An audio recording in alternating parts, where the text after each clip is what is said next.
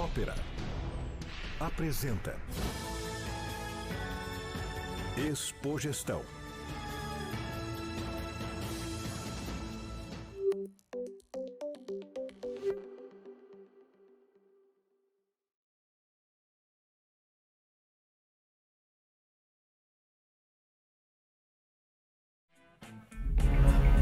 O negócio da Kaspersky Lab é proteção. Nossa missão sempre foi proteger o grande e o pequeno. Grandes empresas e pequenas garotas como a Júlia. Fãs de alta velocidade e aqueles que pensam além. Nós temos milhares de especialistas ao redor do mundo bloqueando cyberameaças. No início, ficamos conhecidos por nossos antivírus. Hoje, nós criamos a próxima geração de cibersegurança. Protegendo pessoas, garantindo a segurança do mundo. Olá, bom dia. Bom dia a todos. Me escutam? É um prazer estar aqui nessa maravilhosa cidade, nesse estado maravilhoso. Muito obrigado pela atenção de todos. E uma pergunta que sempre me fazem é: Cláudio, na tua experiência, é muito difícil você conseguir informações das pessoas? É muito difícil para um criminoso digital obter as informações das pessoas? E eu falo, é tão simples quanto ter um telefone celular. E eu queria até mostrar para vocês. Vocês se conectaram à rede da exposição? Não? Alguém se conectou? Por favor, pode levantar a mão? Alguns são seguros, mas só para dizer para vocês, a rede Wi-Fi Expogestão Free é o meu celular. E eu tenho nesse momento 6 dispositivos conectados através do meu celular acessando a internet. Tenho dispositivos, por exemplo, um iPhone de endereço IP 192.168.43.160. Tenho o MAC address desse telefone. Tenho o telefone do Sadi, que está conectado. Quem é Sadi? Tenho o telefone da Patrícia, iPhone da Patrícia. Eu tenho... Ô Rosa, você está usando o Tinder? Não, brincadeira, eu não sei o que ele está usando, não sei. Mas, galera, agora eu tenho 12 telefones conectados. Tão simples quanto ter um telefone celular é ser o que eu chamo de man in the middle, o homem no meio. Tão simples quanto isso, e mais um softwarezinho de nada que você acha na internet, e eu poderia ver a senha do banco de cada uma dessas 12 pessoas. A senha do Facebook, e a partir daí aplicar qualquer tipo de golpe. Agora, pelo bem-estar de todos e da nação, hotspot está desativado. Pode procurar outra rede aí. Bom, gente, o mundo da segurança digital é um mundo chato para burro. É difícil falar disso, é quase que nem vender seguro. Quem gosta de comprar seguro aqui? É um dinheiro que a gente não quer usar, né? Mas tem que usar. E eu vou contar alguma coisa para vocês a respeito disso, vou contar um pouco do que está acontecendo nesse dia. E a gente começa entendendo se está longe ou está perto da gente. Como é essa história de IoT, internet das coisas? Claro, isso daí é muito avançado, está longe ainda. Será? Viram esse tipo de fechadura nos hotéis? Sim? IoT. Que tal essa catraca nas empresas de vocês? IoT. Que tal a câmera? Quantas câmeras devem ter aqui dessa daqui? IoT. Alguém já preparou o café controlando pelo telefone celular? Já tem. E o cartão de crédito quando tiver na geladeira de vocês para fazer a compra do supermercado automaticamente? Já tem. Quando tiver o seu cartão de crédito, vai ter um bandido atrás desse cartão de crédito querendo ter esse dinheiro. É simples assim. Mas vamos expandir um pouquinho.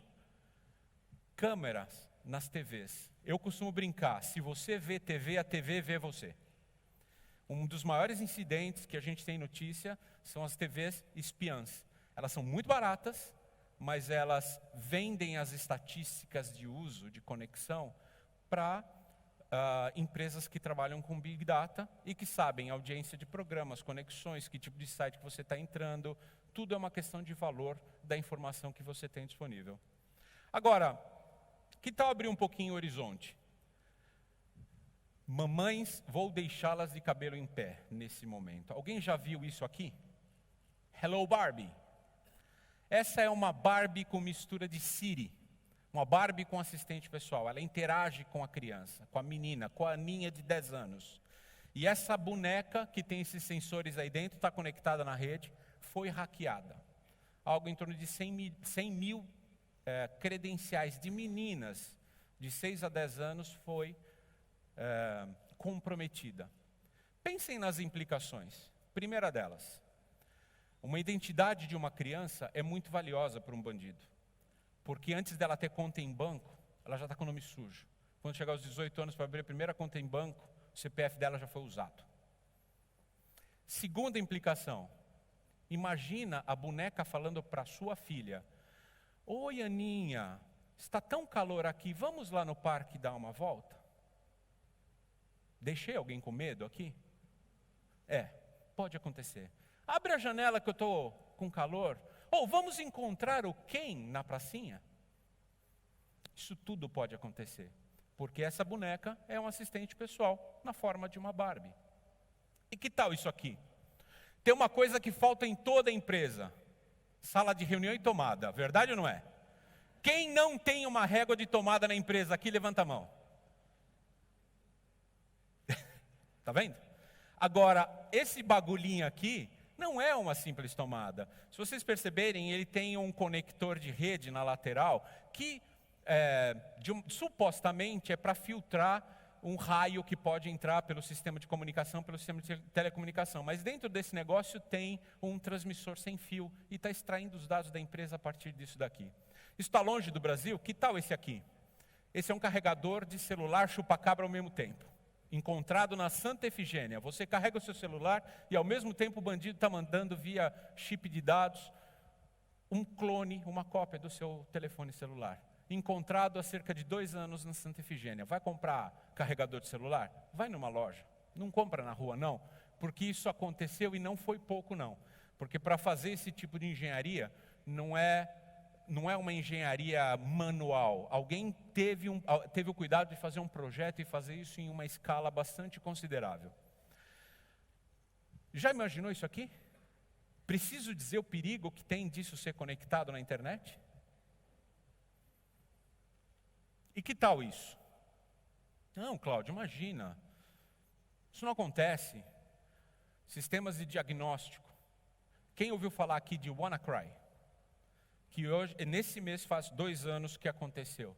Foi dia 12 de maio de 2017. Que tal isso aqui?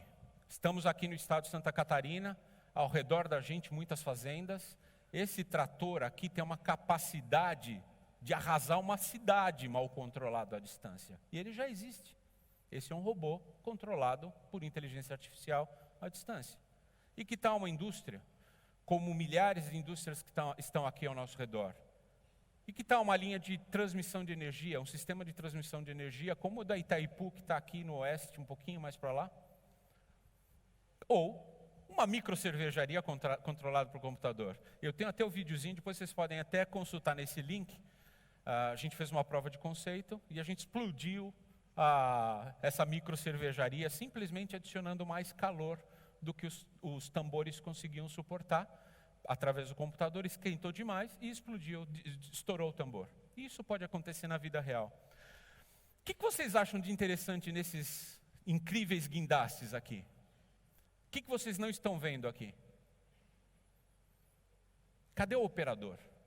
Isso é um robô, cuja finalidade do operador é ser um mero passageiro para apertar o botão vermelho de parada de emergência. Agora, criminosos também cometem erros. Que tal? Quem tem uma ideia de onde aconteceu isso? Um país de mão inglesa, porque a porta que está aberta é do lado direito, né? O motorista conseguiu pular do caminhão antes de ser içado junto com um container para cima do porto. Isso foi controlado à distância. Isso foi um caso que foi controlado à distância e o caminhão que supostamente estava transportando drogas estava sendo deslocado de uma área segura para uma área depois da fiscalização para passar ao largo da aduana, da alfândega e não ser identificado. Então, o recado é, se está conectado é vulnerável. Só depende do interesse e de quanto dinheiro um criminoso digital tem em buscar essas informações. E Eu até vou mudar o nome de criminoso para oponente. Porque quem está do outro lado do balcão pode ser um espião, pode ser um governo, pode ser um criminoso financeiro, pode ser um hacker, pode ser qualquer coisa, depende do interesse. E eu costumo brincar da seguinte forma: para saber quem tem interesse, você tem que olhar para dentro. Qual é o seu produto, qual é o seu serviço, qual é a sua riqueza? Se eu planto cenoura, qual é o meu atacante? Coelhos? Então eu tenho que me proteger de coelhos. Como eu me protejo de coelho? Uma cerquinha de 1 metro de altura, tá bom? Tá, mas tem que estar enterrada no chão, porque senão ele vai cavar e passar por baixo, certo? Então eu tenho que entender o que eu tenho de riqueza e quem tem interesse nessa riqueza. Se eu planto milho, quem é meu atacante? É coelho? Cerca de 1 metro de altura vai resolver? É pássaro. O que eu preciso ter? Talvez um gavião, talvez os espantalhos, talvez um sistema de vigilância, tiro para o ar de rojão para afastar os pássaros. É outro sistema de proteção. Então é importante saber qual é o interesse e o que está por trás disso. E aí eu mostro o que de fato aconteceu. Essa é uma central de TV na Europa. Pegou o cara justo na hora do almoço. Aí, ó.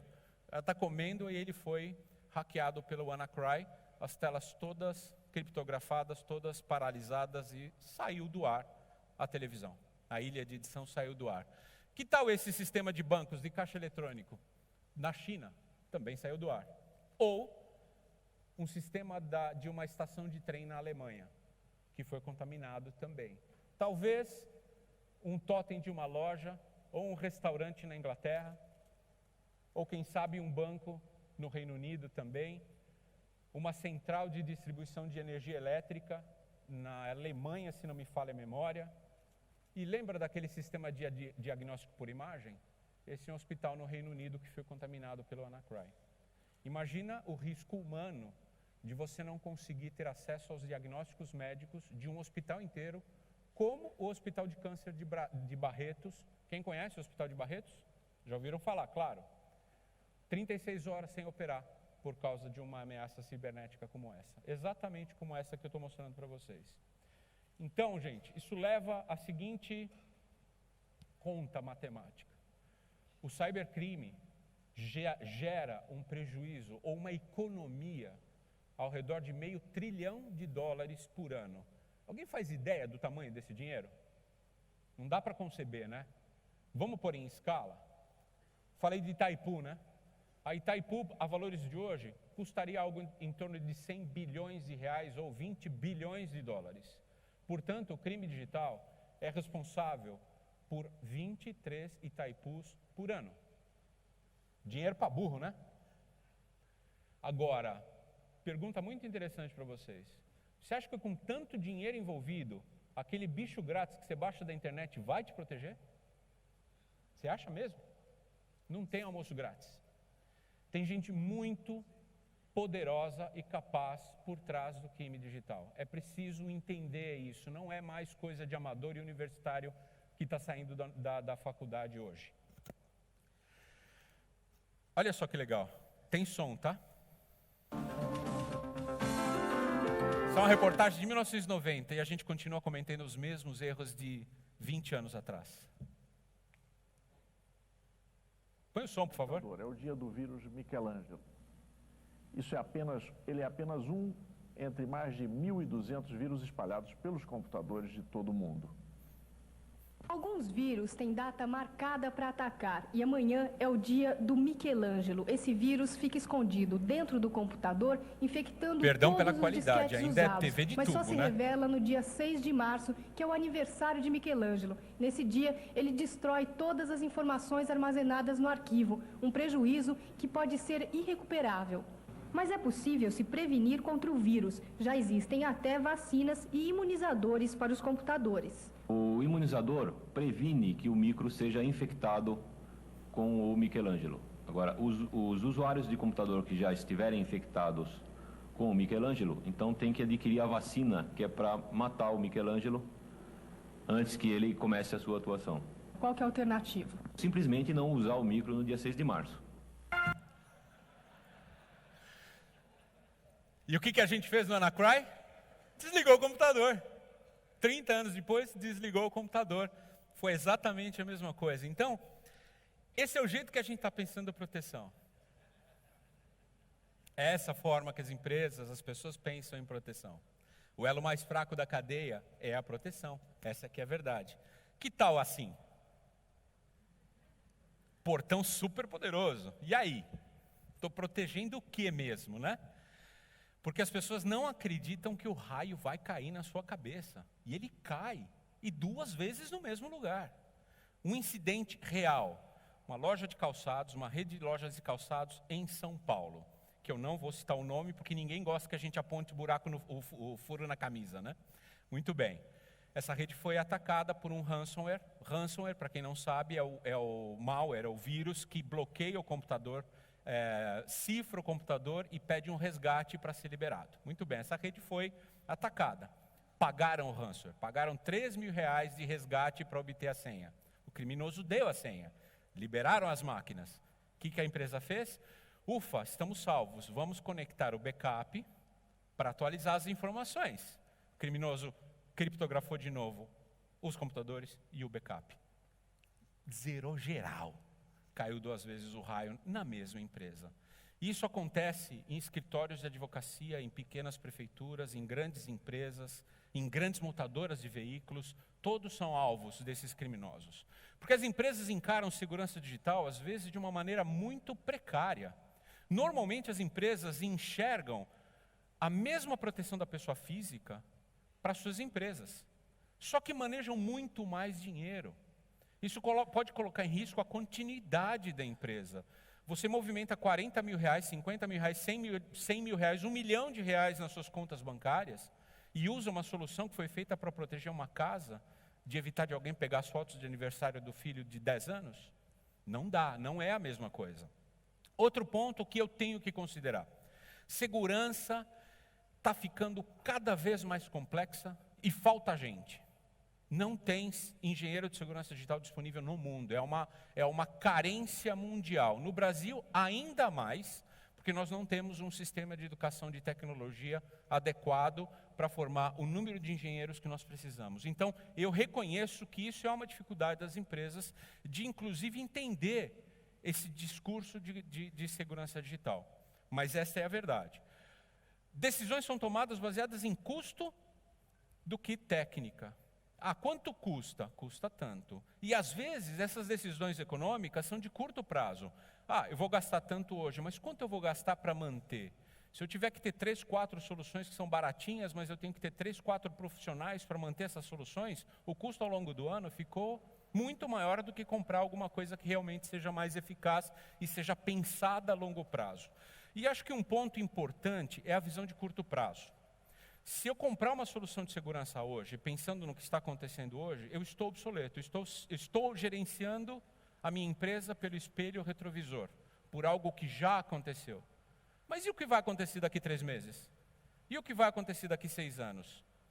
Eu tenho que pensar em segurança digital pensando no futuro, nas possíveis ameaças entrantes, emergentes. Aí eu tenho uma solução adequada. Desconhecimento das responsabilidades legais. Vocês assistiram à apresentação sobre LGPD? Alguém assistiu? Ontem, Lei Geral de Proteção de Dados. Já ouviram falar? Já ouviram falar da GDPR, que é o similar europeu? As pessoas não sabem a respeito disso. Quais são as implicações se eu detenho um dado do meu funcionário ou do meu cliente e perco essas informações? E a minha empresa foi invadida e essas informações foram parar em domínio público. Quais são as implicações? Vou contar um pouquinho para vocês. Então, já que a gente sabe a realidade, algumas respostas de por que se proteger. Primeiro, porque custa muito mais barato. Uma boa solução de segurança é muito mais barata do que o risco de você fechar a sua empresa, inclusive. A gente estima que uma grande empresa, um incidente de segurança mediano, pode custar entre 30 e 35 mil dólares, ou seja, mais de 100 mil reais. E numa empresa de pequeno porte, ao redor de 5 a 10 mil reais, pode ser o custo de um incidente de segurança. Dias parados, processos que você perde, multas que você pode tomar, desembolsos que você pode ter que fazer por conta disso. E uma solução de segurança para uma pequena empresa custa menos do que isso. Se for bem implementada, custa menos do que isso. Outro ponto, o Marco Civil da Internet e a Lei Geral de Proteção de Dados passam a responsabilizar de maneira civil e direta e objetiva tanto o detentor de dados quanto quem presta serviços para ele. Então, pessoal, tem um data center aí fora que está com seus dados, o data center também é responsável por esses dados, pela manutenção desses dados. Existe uma responsabilidade conjunta pela posse desses dados de clientes, funcionários, fornecedores e por aí vai. Esqueça Bitcoin.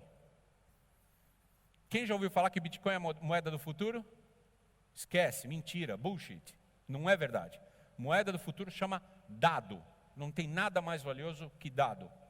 Um dado, uma informação importante para vocês, ou interessante. Quanto custa um passaporte brasileiro no mercado negro? Um passaporte de um cidadão brasileiro no mercado negro. Alguém dá um chute? Não sabe? R$1.000, R$2.000, quem fala? Quem fala um valor? Chuta um valor aí. Hã? 2.000? $10.000. E é um dos mais valiosos do mundo. Por que o passaporte brasileiro é um dos mais valiosos do mundo? Alguém tem uma ideia? Como parece um brasileiro? De barba, careca, loiro, preto, branco, muçulmano, judeu. Qualquer um pode ser brasileiro. Então, qualquer um pode ter um passaporte brasileiro e ser aceito em 227 países do mundo sem visto. Por isso o passaporte brasileiro é caro. Então, os dados são caros. Isso é que tem valor. Não existe solução mágica. Segurança digital não vende em caixinha. E a que vende pode ser cara e mal implementada. Por fim, a polícia não atravessa a fronteira. O teu criminoso, sim. O cara que está atacando você, sim.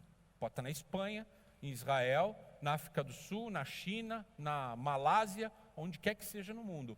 Quando que o PM daqui de Santa Catarina vai conseguir visitar esse cara? Hã? Nunca. Quando a Interpol vai se envolver em um crime dessa natureza?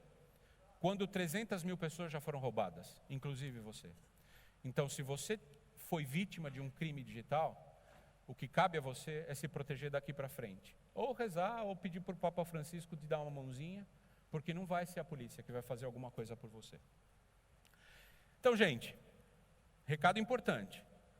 O petróleo não é mais a riqueza da humanidade, é o dado.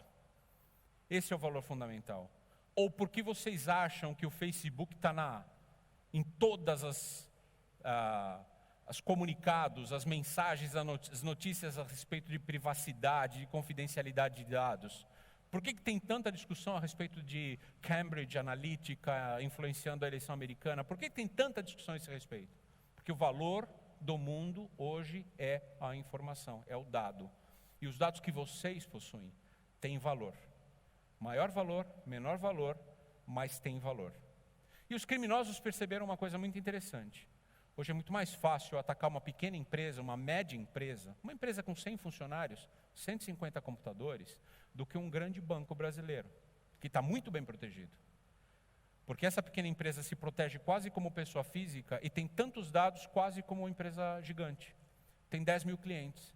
10 mil clientes são 10 mil CPFs, 10 mil endereços, 10 mil nomes de mãe, 10 mil telefones para eu aplicar golpes em 10 mil pessoas diferentes. Quem aqui já recebeu a mensagem, olha, sua senha do banco X expirou, por favor, recadastre aqui. Da onde vocês acham que vêm esses dados? O seu e-mail. De bancos de dados violados, extraídos de pequenas e médias empresas ao redor do Brasil. Ou dados da Receita Federal, do INSS e por aí vai. Então, falando em proteção de dados, que também é um tema muito importante e muito em voga, a LGPD entra em vigor no meio do ano que vem. Vocês estão preparados para a LGPD? Alguém tem alguma iniciativa em relação à Lei Geral de Proteção de Dados? Então, tem que ter. Se preocupem com isso. É muito importante. Porque a lei também diz que ações de prevenção e de segurança atenuam a responsabilidade. Portanto, se você se proteger, a sua responsabilidade objetiva diminui. Portanto, é importante estar protegido. Esse é o arcabouço legal do Brasil. Não é só a LGPD. Na verdade, a Constituição brasileira já fala sobre os direitos individuais. O Código Civil fala sobre isso. O Código de Defesa do Consumidor fala sobre isso. O Marco Civil da Internet e a Lei Carolina Dickmann, lembra da Lei Carolina Dickmann, que aconteceu depois do vazamento de fotos da atriz? Também falam sobre isso. E tudo isso veio a ser complementado pela lei do ano passado, pela Lei Geral de Proteção de Dados do ano passado, que estabelece critérios muito mais objetivos. E ela foi baseada na lei europeia, que chama GDPR. E o bom do Brasil, nesse sentido, é que uma é cópia da outra. Estamos numa terra de colonização europeia. Muitas empresas aqui são filiais das suas matrizes europeias. Estou certo? Muitas. Muitas empresas aqui são fornecedoras de empresas europeias? Também tenho certeza que sim. Se você vende para um consumidor europeu, você já está sob controle da GDPR. Portanto, ser aderente à LGDP significa ser automaticamente aderente à GDPR, porque a nossa lei é inclusive mais abrangente, porque ela trata de interesses do cidadão, ela trata de conceitos inclusive mais abrangentes. Vou dar um exemplo prático. A lei europeia fala que está sob controle da GDPR empresas a partir de um certo número de usuários ou de funcionários.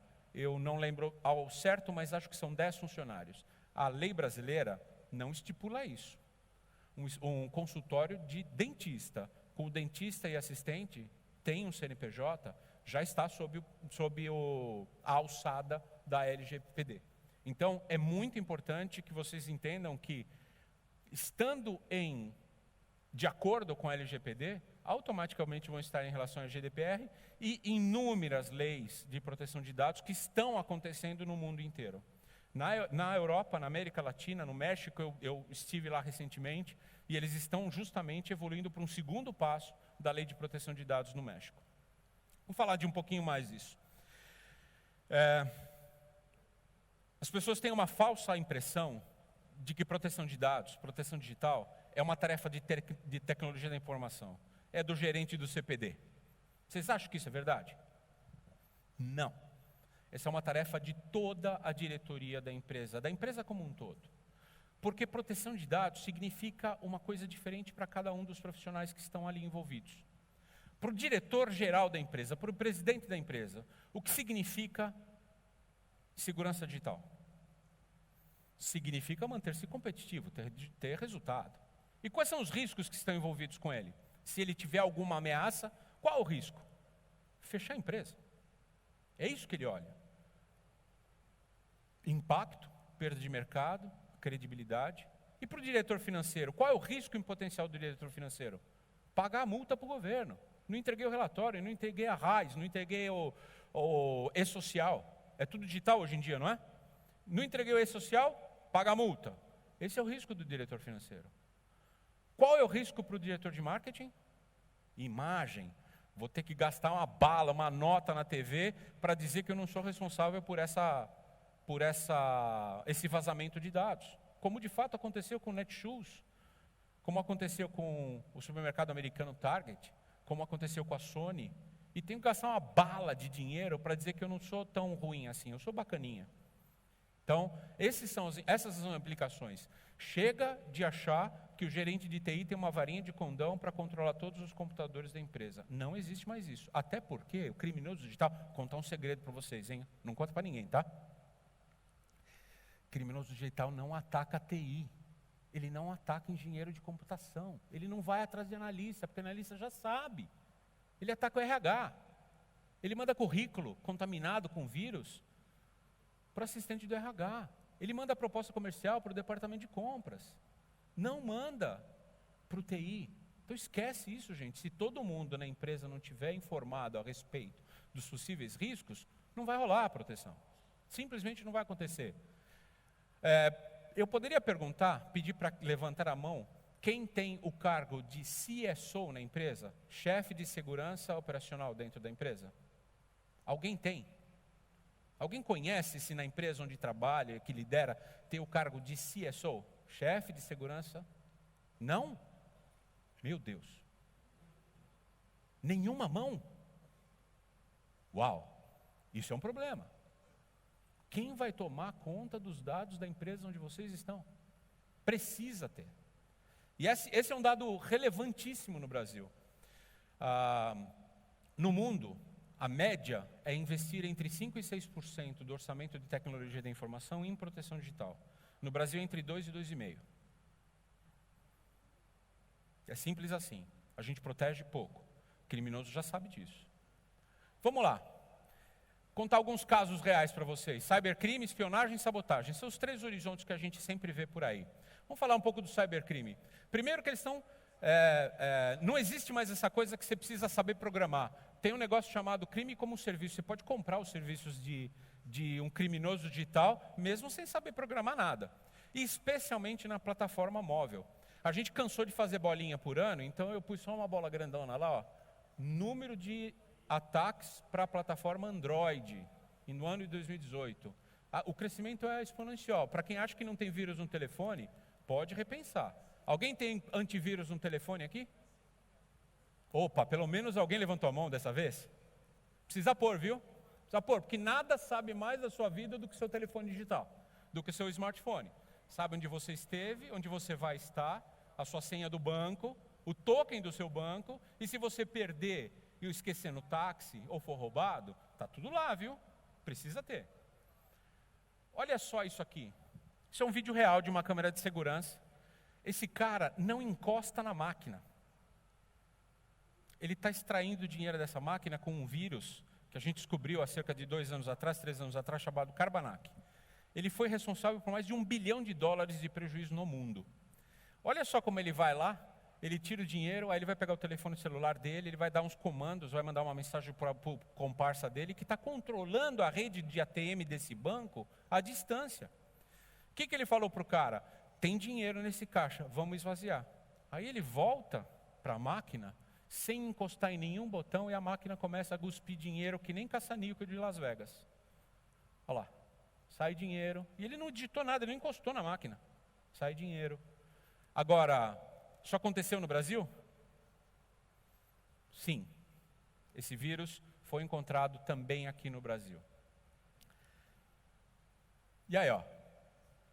Diferença do criminoso brasileiro para o criminoso europeu, que o outro está todo coberto e esse daqui bota a foto na internet e diz: "Aê, compadre, roubei tudo aqui mesmo." Aí, ó. É a ostentação do brasileiro. Brasil produz 36% de todos os malwares financeiros do mundo. Gosta de um caixa eletrônico. O brasileiro gosta de passar chupa-cabra. Vocês já viram os chupa-cabras nos caixas eletrônicos? Você põe o seu cartão, ele lê, clona o cartão, etc. Tem de tudo. E é muito importante isso no Brasil. É um negócio importantíssimo. E os caras têm até uma Serasa. Eles trocam informações. Eles têm perfis em sites onde fala: olha, eu vendi o meu malware para o cara ia me pagar em 3 mil cartão de crédito, 3 mil números de cartão de crédito, mas não me entregou. Aí ele negativa o cara, ó. Tá lá, negativo. Preto black. O cara queria que fosse pago conforme mostra a foto, e não pagou. Ele está negativado, isso daí não compra mais vírus. Esse é um caso real. A gente bloqueou um site falso que pretendia atacar clientes do Banco Santander. E esse site falso chamava santanderagência.com.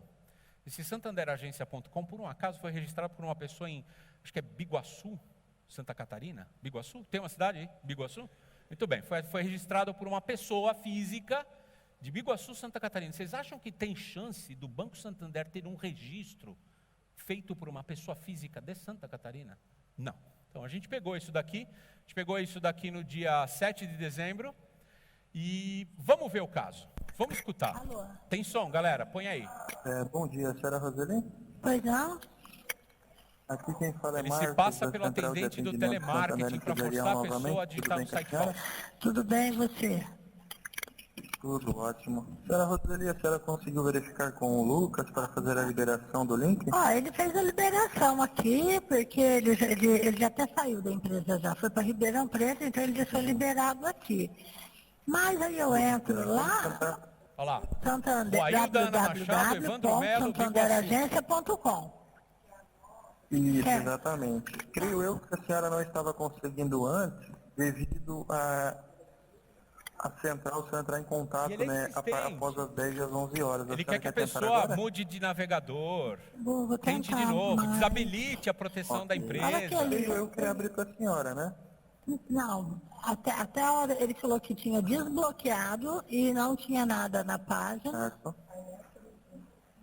Eu só- Certo. A senhora está pelo Google Chrome?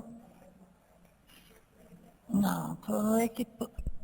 Peraí, então, deixa eu ver se consigo abrir o outro. E ela vai dando corda pro www. bandido, né? Que já tá gravando, então ela santanderagência.com. foi dando corda, foi falando mais. Aí quando ela tenta digitar novamente o endereço que o criminoso, que o suposto Ah, mas atendente aparece fala, assim, ó, não é possível aparece acessar a nossa esse site. mensagem dizendo, olha, esse é um site falso, acesso Certo, a negado, senhora não deixa tentou entrar. pelo Google Chrome, né? Isso. Só confirma o link para mim, o www.santanderagência.com. Santanderagência.com, isso. Certo. A senhora quer tentar pelo Mozilla? Só para a gente tirar essa dúvida? Vamos tentar pelo Firefox? Ele quer dar um jeito de tentar... Vixe, isso eu não Já tenho aqui estamos nos três, baixado. né? Não, não tem. Certo. O Santander Agência, a senhora digitou tudo junto, né? Tudo junto. www.santanderagência.com. Sem o BR, né? Não, sem BR. Bom, essa é a ideia. Então, gente, não é só vírus, é uma quadrilha. Ele lançou o malware, o computador foi infectado, criou um site falso, pediu para a pessoa acessar o site falso, ligou para a pessoa para forçá-la a digitar o site falso, e por sorte, um cliente nosso foi protegido de uma transação bancária que, pelo que nos contou esta pessoa, era de R$40 mil.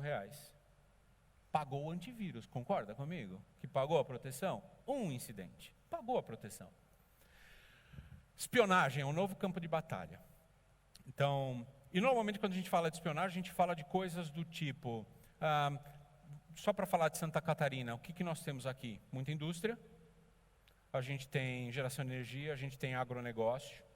Seria interessante um criminoso, por exemplo, saber as reservas de um determinado mineral que é produzido aqui em Santa Catarina? Sim, porque ele pode controlar o preço dessas commodities no mercado internacional. Então, qualquer coisa tem valor nesse mercado de espionagem, que pode ser industrial ou pode ser entre governos. Esse é um exemplo, esse é o Demask, ou Careto, que é um vírus de origem de língua hispânica, língua espanhola, e que atacou países na América Latina inteiro, e o Brasil é o segundo maior atacado por este malware, que visou especialmente empresas do setor de gás, óleo e energia e pesquisa. Tem gato nessa tuba, certo? Um ataque extremamente dirigido. Isso não é reconhecido por um antivírus convencional, porque só atacou 173 empresas no Brasil. Sabotagem. Lembra que eu falei do hospital?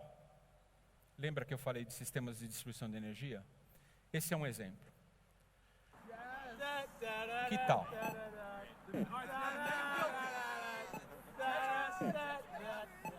Os caras hackearam o sistema de iluminação do prédio. Aqui é engraçado. Mas se é um hospital e eu apago o hospital? E se é um centro bancário e eu apago o centro bancário? Poderia? Poderia. Tá aí, ó. Engraçado, né? It does work. Thank Christ it works now. Mark, you just getting all the luck. Oh God, oh God, oh God. Oh, yeah, there we go. Vamos ver se ele consegue uma linha? Oh God. Just do it that way. Conseguiu. Do it that way, yeah, there you go. Agora vamos para um caso sério.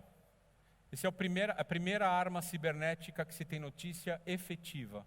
Talvez a segunda, porque há dúvidas sobre uma que aconteceu na Austrália. O Stuxnet atingiu as usinas de enriquecimento de urânio do Irã. Ele foi responsável por destruir amostras de Irã e destruir as centrífugas de enriquecimento. Isso aconteceu há cerca de 4 anos atrás e é uma prova de que armas digitais podem ter consequências físicas. A nova fronteira é a guerra digital, é a guerra cibernética. Ele é muito complexo, ele é muito sofisticado. Ele só pode ter sido criado por alguém com muito dinheiro, muito poder econômico. Portanto, um país. E o que está acontecendo de maneira muito interessante é que desde que a gente descobriu o Stuxnet ali em 2010, até agora, o número de ameaças dirigidas, APT, para quem não conhece, é Advanced Persistent Threat, ataques dirigidos. Ele é dirigido para uma empresa específica ou um segmento de negócio específico, ele não é massivo, então é difícil de ser encontrado. Mais de 100 em 2018. Não dá nem para pôr nome mais. Lembra que tinha o vírus Michelangelo e depois não tem mais nome em vírus? Mesma coisa. Tem mais de 100 ataques que a gente descobriu, ataques dessa natureza. E eu queria trazer para vocês, eu incluí ontem isso, os números mais recentes a respeito do Brasil. Só em 2019 foram 248 milhões de ataques de malware, mais de 1,85 milhões de ataques de malware por dia, só no Brasil, em 4 meses e meio. Esse é o tamanho. São 350 mil novas ameaças que a gente descobre por dia. Só com robô dá para fazer isso, só com inteligência artificial. 540 mil ataques de malware na plataforma móvel, especialmente Android. Android é disparado o sistema operativo que mais é atacado. E por fim, quem acha que as plataformas móveis são seguras, Google Play, a loja da Apple que é segura, isso daqui estava na loja do Android. É um site falso da Pernambucanas, um aplicativo falso da Pernambucanas, um aplicativo falso do WhatsApp. Vocês viram ontem a notícia do WhatsApp? Clonado? Viram? Hackeado? Aí, ó, site falso do WhatsApp. Aplicativo falso do WhatsApp no Play. E um aplicativo de banco. Eu pus só esse, mas poderia colocar centenas que a gente acha. A gente entende que entre 15% e 20% de todos os aplicativos que estão nas lojas dos celulares, nas lojas oficiais, são vulneráveis. Podem ser falsos ou hackeados para colocar dentro deles ferramentas de espionagem ou de crimes financeiros. 22 milhões de ataques de phishing, só esse ano. Quem sabe o que é phishing? Pescaria, né? Olha, você ganhou o prêmio da loteria, digite aqui o seu CPF que eu vou te dar um prêmio de 3 mil reais. Ninguém vai te dar um prêmio pelo telefone, pelo SMS. Ninguém. Não tem passagem aérea grátis da TAM para quem fizer o cadastro. Não tem, não existe, isso é phishing. Olha, sua senha do banco venceu, digite aqui sua senha nova. Você nem tem conta no banco, você clica. Brasileiro curioso, espetacular. Olha as fotos da atriz pelada, pronto. O Rosa já clicou, né? Já foi lá direto e clicou na foto. Não é, gente, não é. Tem outro site para ver isso. Depois te dou o nome dos sites que você pode ir lá ver. Tá? Brasil é líder! Uau! 21% de todo o phishing do mundo acontece no Brasil. A gente é vítima do phishing porque a gente acredita em Papai Noel, Coelhinho da Páscoa e na Fada Madrinha. E a gente acha que vai ganhar o prêmio da Mega Sena acumulada se clicar no SMS que veio de alguém da África do Sul. Não vai, gente, não acredita em conto de fadas. Agora comercial, estou acabando, juro. Nossa missão é proteger o que importa para você. É a sua foto, é a sua identidade, é a sua família, são os seus negócios. O que importa para você é o que a gente vai proteger. E não importa de onde vem.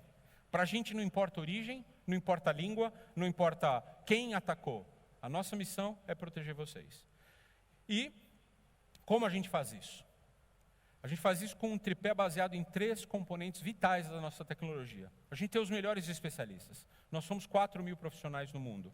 Desses 4 mil, um terço deles são engenheiros e pesquisadores que combatem o crime digital.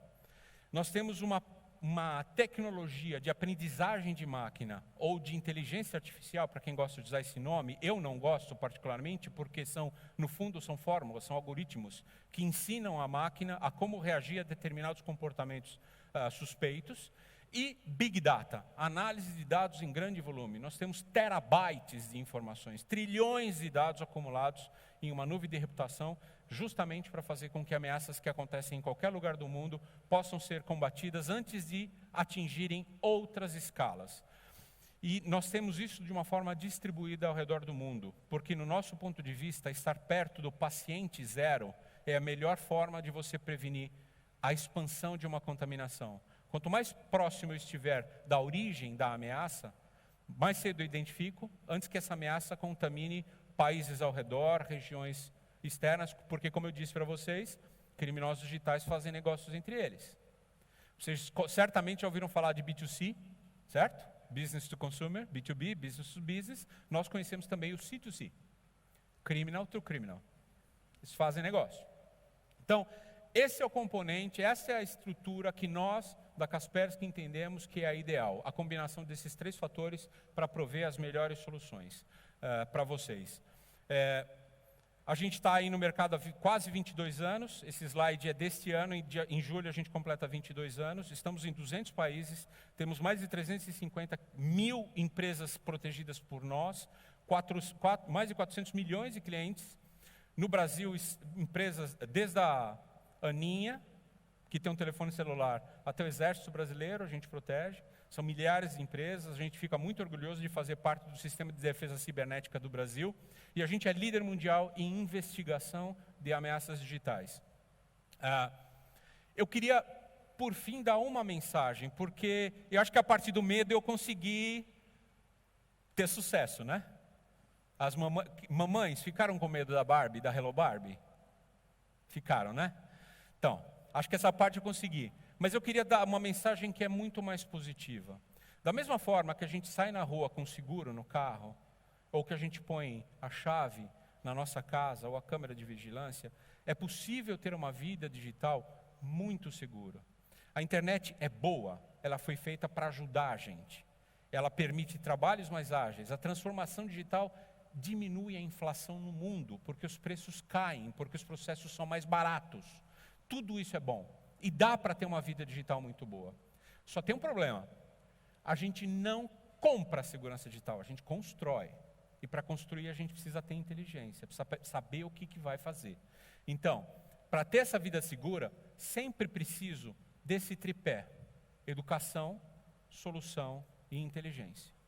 Educação de toda a equipe. Todas as pessoas fazem parte da educação digital. Todos os funcionários, todas as pessoas da família. E, infelizmente, nós não educamos nossos filhos nem para a educação financeira, nem educação no trânsito, que dirá educação digital nas escolas. Algum dos filhos de vocês já teve uma aula sobre ética digital? O que fazer numa mensagem de e-mail, numa mensagem de WhatsApp? Não. Como a gente pode esperar que isso aconteça? Não dá. Os profissionais vão entrar nas nossas empresas sem saber o que é ética digital. Nós precisamos educá-los. Segundo, inteligência. Eu preciso saber quais são as tendências, quais são as próximas ameaças, aonde estão os vetores de ataque, quem é o coelho que vai comer minha cenoura ou quem é o pássaro que vai atrás do meu milho.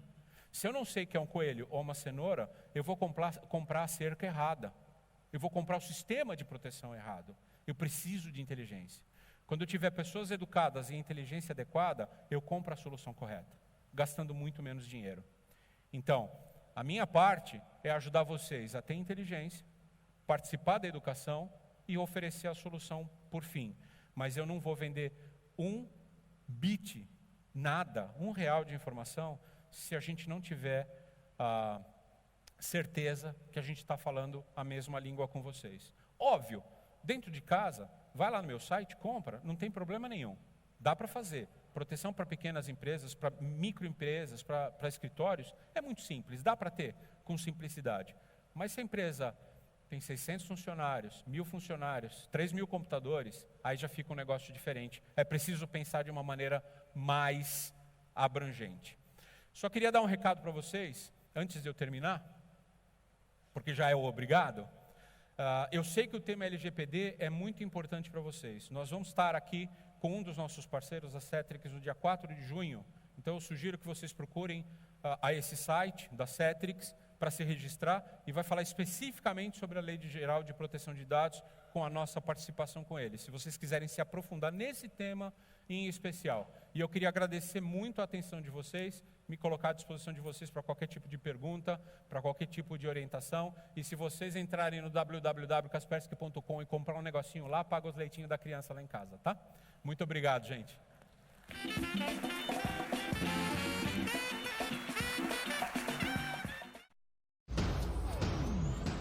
Ópera apresenta Expogestão.